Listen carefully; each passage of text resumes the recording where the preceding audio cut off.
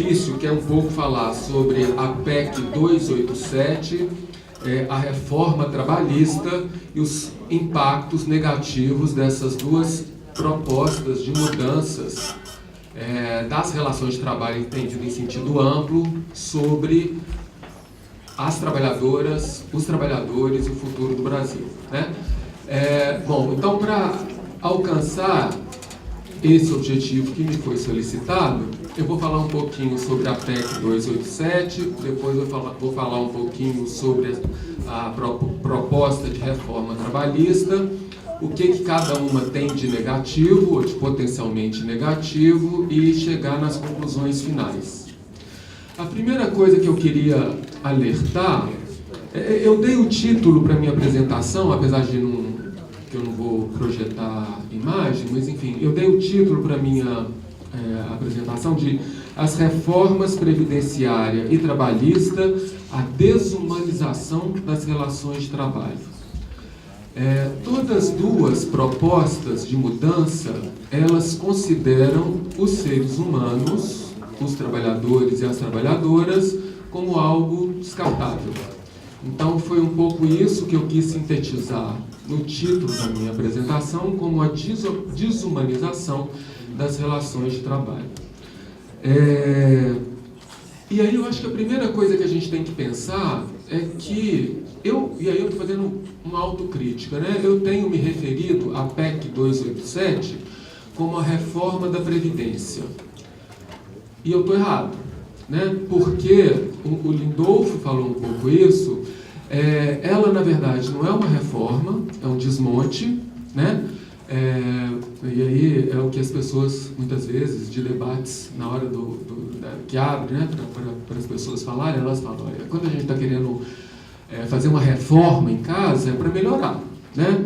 Pinta de novo, melhora o banheiro, põe ladrilho, puxa um quarto para o filho ou para a filha que casou. Então, reforma é para melhorar, normalmente, né? Então, isso não é uma reforma da Previdência, é um desmonte da Previdência Pública.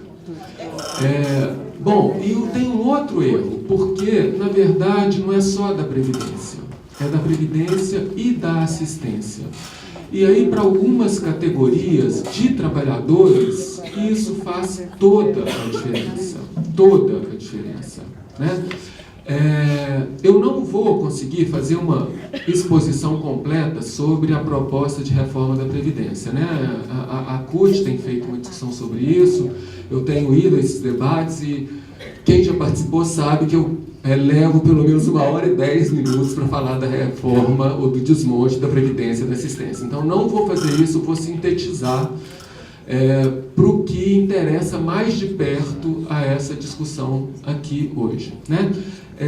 Bom, então, se eu pudesse sintetizar o que essa proposta de desmonte da Previdência e da assistência significa, é que eles querem prolongar o tempo em que as pessoas contribuem para a Previdência, diminuir o valor do benefício que a pessoa aposentada e mesmo que recebe outros benefícios passam a receber, então diminuir o valor dos benefícios e fazer com que as pessoas sobrevivam, então, menos tempo recebendo o benefício. E é pior do que isso, na verdade. Como a gente conversou ontem em Divinópolis, é um saco de maldade que não tem fim. Cada coisa que a gente vai ver é uma maldade nova que a gente descobre na PEC 287. Porque tem algumas categorias de trabalhadores e de trabalhadoras que não vão conseguir se aposentar. Não vão conseguir se aposentar. Então, em última instância, isso que eles chamam de reforma da Previdência é o desmonte da Previdência Pública e o desmonte do direito social à Previdência. Se a gente for olhar na Constituição, um dos direitos sociais que consta lá é o direito social à Previdência. Eles estão alijando grupos significativos de trabalhadores e de trabalhadoras da Previdência. Bom, e como é que eles fazem isso? Eles fazem isso com a regra, né? A regra praticamente geral para todo mundo trabalhador da iniciativa privada ou trabalhadora da iniciativa privada, servidora pública, servidor público, rural, urbano, homem, mulher, professor da educação básica, demais trabalhadores, todo mundo, na proposta, né, vai se aposentar com pelo menos 65 anos de idade e 25 anos de contribuição. Bom, quando eles fazem essa regra única para todo mundo, e aí a gente já tem um primeiro problema sério da reforma, né, que eles criam uma regra igual e muito rígida para uma sociedade completamente desigual, né? Mas, enfim, quando eles criam essa regra única, eles já eliminam as diferenças que hoje a gente tem na aposentadoria por idade, por exemplo, que o Lindolfo também mencionou, entre mulheres são equiparadas a homens, trabalhadores e trabalhadoras rurais são equiparadas a trabalhadores urbanos do sexo masculino, e professores e professoras da educação básica são equiparados na regra da idade aos trabalhadores urbanos. Então, essas diferenciações que a gente hoje tem com rurais, mulheres, professores da educação básica, de cara desaparecem quando eles criam essa regra única. Acaba a aposentadoria por tempo de contribuição, então não tem mais a discussão do fator previdenciário, que foi uma discussão que animou, vamos dizer assim, o movimento sindical durante muito tempo. Mas a gente começa a ver 25 anos de contribuição. Pensem no mercado de trabalho brasileiro atual e a regra da exigência de 25 anos de contribuição. Vocês acham que um trabalhador da construção civil vai conseguir completar 25 anos de contribuição? Uma empregada doméstica vai conseguir completar 25 anos de contribuição? Uma agricultora da agricultura familiar vai conseguir completar 25 anos de contribuição? E eles estão mudando a regra de filiação dos trabalhadores e trabalhadoras da agricultura familiar, né? Estão piorando tremendamente a situação desse segmento específico. Mas, enfim, de cara, rurais, empregadas domésticas, trabalhadores da construção civil, trabalhadores da limpeza, trabalhadores terceirizados, entre outros, dificilmente conseguirão acumular 25 anos de contribuição. Consequentemente, terão sido alijados do direito social à previdência. Bom, o outro problema, então esse é o problema dos 25 anos de contribuição. O outro problema é os 65 anos de idade, né? Vocês conseguem imaginar professora da educação básica, ou mesmo professor da educação básica, em sala de aula, com 30 crianças até os 65 anos de idade? 40, não sei como é o número, 40 crianças. Ou adolescentes. Vocês conseguem imaginar professor ou professora da educação básica no ensino médio com quantos adolescentes? 40 adolescentes em sala de aula, 45. Bom, então, claro, e tem, como eu disse para vocês, eu estou sintetizando a proposta de reforma de desmonte da Previdência e da assistência, porque tem uma série de outros problemas nela, né? Eles mudam a regra das pensões. A pensão hoje, que é pelo menos de um salário mínimo, vai poder ser de 60% do salário mínimo. Ou seja, hoje que é R$ 937 pelo menos a pensão, ela vai passar a ser de R$ 560, né? Pode ser superior, mas enfim, o menor valor de pensão vai ser R$ 560. Vocês conseguem conceber que alguém sobreviva com uma renda mensal de R$ 560?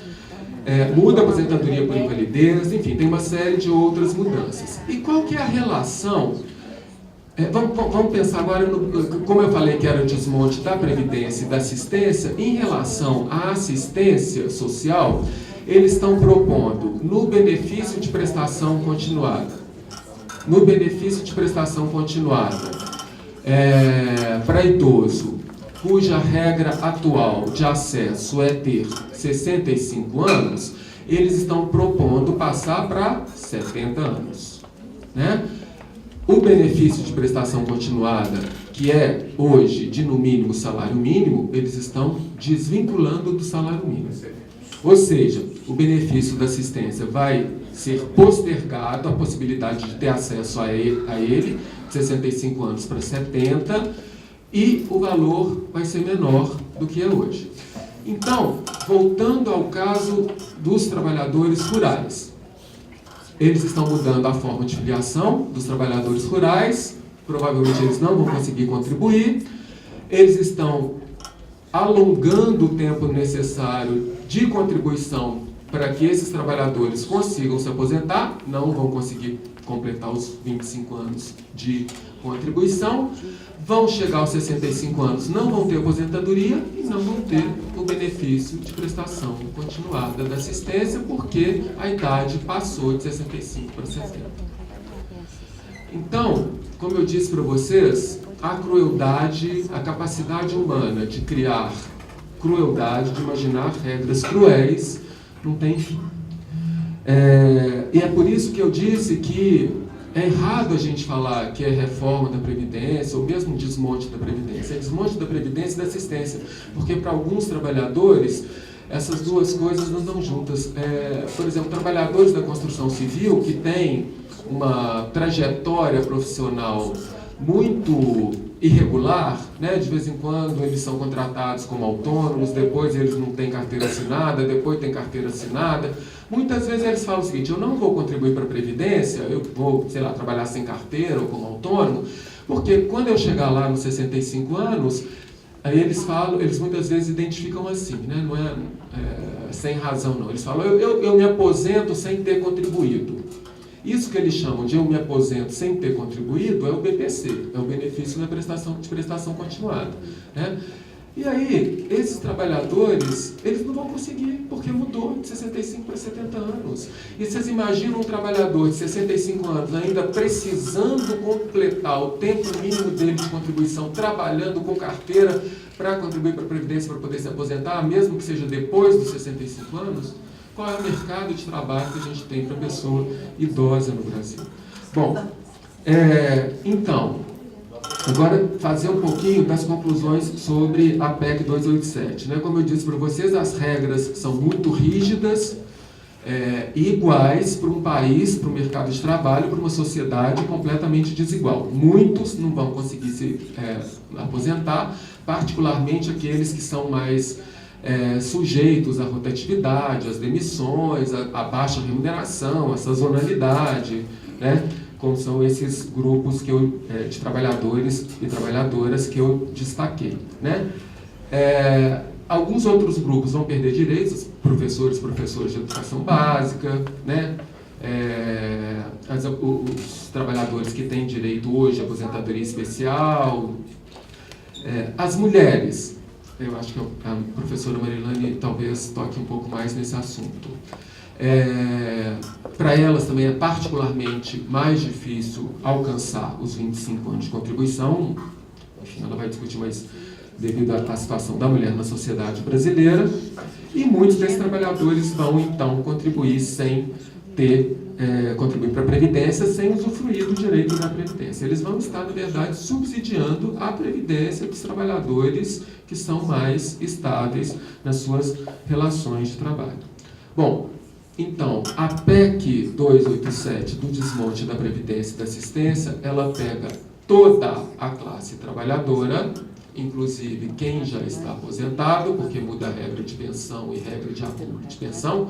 Então, pega toda a classe trabalhadora, pega já, no sentido de que se ela for aprovada, imediatamente seus efeitos começam a se realizar, né? E é isso, né? Quer dizer, esse o tamanho do desafio que a gente enfrenta. Bom, e a reforma trabalhista? Vou tentar passar mais rapidamente. A reforma trabalhista, na verdade, existem uma série de projetos em tramitação no Congresso Nacional, mas tem alguns desses projetos que se destacam, né? Um dos projetos é o projeto de lei 6787, que foi enviado pelo governo Temer no final do ano passado. Ele altera as regras da negociação, ele altera a forma de contratação dos trabalhadores e ele mexe na estrutura sindical, né? Como é que ele mexe na negociação? Porque ele fala que o negociado vai prevalecer sobre o legislado, ou seja, o que os sindicatos conseguirem negociar vai ter prioridade na sua validade sobre a lei, pelo menos em 13 pontos listados pelo projeto de lei, e também ele tenta interferir em qual é o papel da Justiça do Trabalho na negociação coletiva, reduzindo o papel da Justiça do Trabalho. Então, esse é o seu impacto em termos das negociações coletivas. Do ponto de vista da forma de contratação,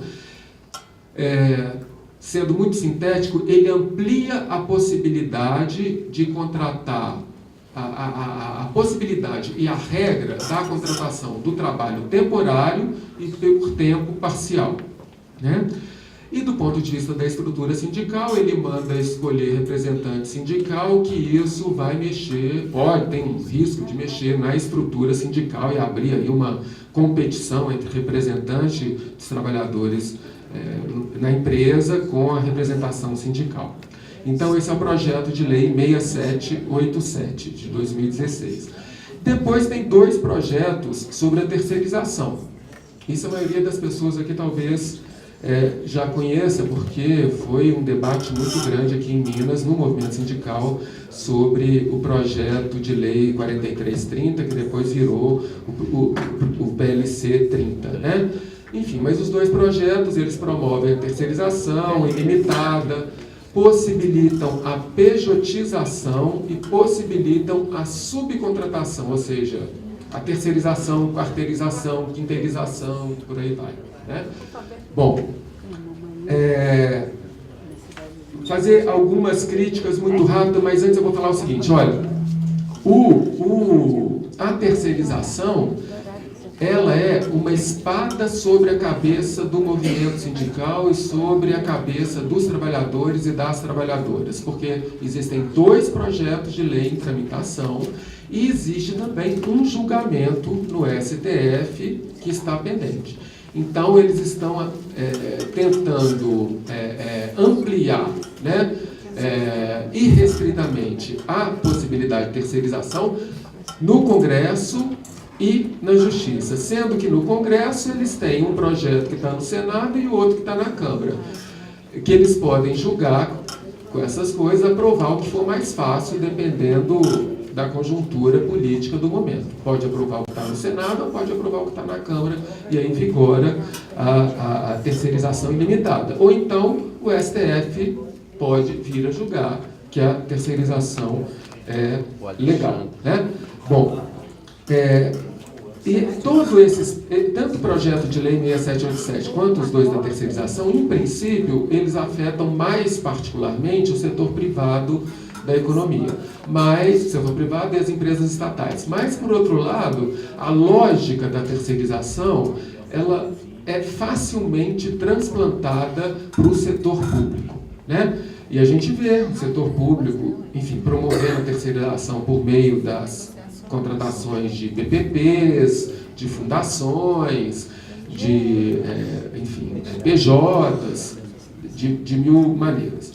Bom, vou fazer algumas críticas sobre o projeto do negociado sobre o legislado. O que eu disse para vocês é que o sindicato ele pode negociar com a empresa, e aí isso que ele negociar vai ter uma prevalência, vai valer mais do que o que está escrito em lei. Bom, eu não vou ser muito exaustivo, até porque eu não tenho muito tempo, mas eu vou ser direto. Olha, hoje a gente já tem a prevalência do negociado sobre o legislado, desde que seja para melhorar a lei.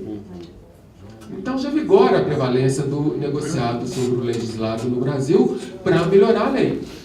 Se eles querem garantir a prevalência do negociado sobre o legislado especificamente, literalmente na lei, é porque eles querem flexibilizar para baixo. Eles querem cortar direitos por via da prevalência do negociado sobre o legislado. Claro, e aí se a gente for pensar nas entidades sindicais que a gente tem, nas limitações da negociação coletiva, em termos da restrição do direito de greve, do interdito proibitório, da dificuldade de construir uma representação sindical de fato inserida no seio dos trabalhadores, a gente vai ver que a capacidade de negociação das entidades sindicais, dada essa estrutura sindical e essa institucionalidade que a gente tem no Brasil, é muito frágil. Então, eles, sob a alegação de dar força à negociação coletiva, eles estão dando força à negociação coletiva com entidades sindicais institucionalmente enfraquecidas de modo geral. Bom, eles listam 13 pontos que podem ser negociados, muitos dizem respeito à jornada de trabalho. Para vocês terem uma ideia, um sindicato eventualmente pode falar que a jornada de trabalho é de 24 horas, não tem limite nenhum para a jornada de trabalho, então o sindicato vai falar, olha, na minha categoria a jornada de trabalho vai passar a ser 24 horas. Eles não colocam restrição nenhuma aos direitos que podem ser negociados, né? Mas nem mesmo a permanência só desses 13 pontos, que depois, na hora do debate, se vocês quiserem, eu posso ler quais que são para vocês, está garantida, porque pode ser que na tramitação do projeto de lei no Congresso Nacional, a bancada patronal acrescente o 14º ponto, 15º ponto, 20º ponto, né? No momento, o projeto tem 13 pontos que podem ser negociados. Bom, e o Maurício Godinho, que é íntimo, né? O ministro Maurício Godinho, que é o ministro do TST, ele fala que os direitos previstos na Constituição, na CLT e nas convenções internacionais assinadas pelo Brasil, eles fornecem um patamar mínimo civilizatório de promoção da dignidade humana e da valorização do trabalho. Então, se eles estão querendo rebaixar esse patamar mínimo civilizatório, na verdade, eles estão querendo a desvalorização do trabalho, o enfraquecimento da dignidade humana e um patamar subcivilizatório para a sociedade brasileira. Bom, agora, olha só, a terceirização, né, como eu disse para vocês, vai poder contratar trabalhadores na forma de pessoa jurídica, né? Vai poder ter a cadeia de subcontratação, se o projeto for aprovado. O projeto de lei, ele amplia a possibilidade e facilita a contratação de trabalho temporário e de trabalho em tempo parcial. E a terceirização tem impacto direto sobre os trabalhadores, mas também sobre a organização e a ação sindical. Então, olha só, eu falei que o que a gente inadvertidamente chama de reforma da Previdência é um desmonte da Previdência e da assistência, particularmente porque muitos trabalhadores não vão conseguir se aposentar. Então, a reforma, ou o desmonte da Previdência e da assistência é ruim, é muito ruim, é nefasta em si mesma, né?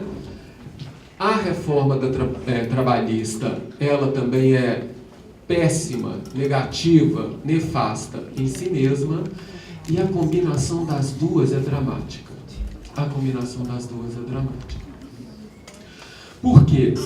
Porque a reforma da Previdência, chamada por eles de reforma da Previdência, está colocando a regra dos 65 anos e 25 anos de contribuição. Prestem atenção, 25 anos de contribuição. Isso do lado da Previdência.